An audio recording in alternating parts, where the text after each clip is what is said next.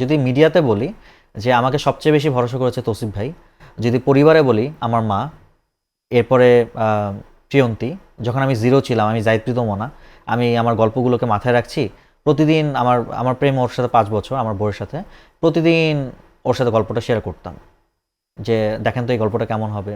ও গল্পগুলোকে বিচার বিশ্লেষণ করতো, এটা খুব ভালো হবে, এটা দেখার জন্য ওয়েট করছি। দেখা গেলো ওকে দেখানোর জন্য হলো আমার তাদের প্রডিউসারের কাছে দৌড়াতে হচ্ছে।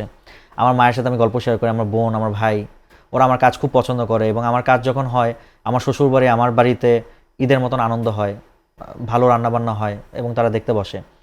দর্শকদের মধ্যে দেখলাম যে তারাও রান্নাবান্না করে খুব বেশি, তারা আমাকে শেয়ার করে ব্যাপারগুলো। সো আমি আসলে এটা ম্যানিফেস্ট করেছিলাম যে আমার কাজ আসলে উৎসবের মতন হবে, উৎসব না থাকলেও, এবং এটাই হয়। সো এটা আমি খুব অনুপ্রেরণা অনেক জায়গা থেকে পাই।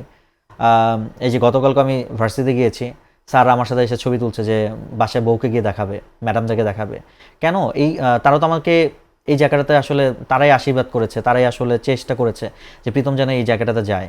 সো আমি জানি না আমি কতদূর এসেছি বা কতদূর যাব, বাট আমি যত দূরই আছি বা এখানে আছি না কেন, আম, প্রত্যেকটা মানুষের দোয়া আমার সাথে আছে। আমার বাবা, আমার পরিবার, আমার খালামণিরা সবাই আমাকে আসলে এই জায়গাটাতে নিয়ে এসেছে ম্যানিফেস্ট করে যে প্রীতম ভালো করবে।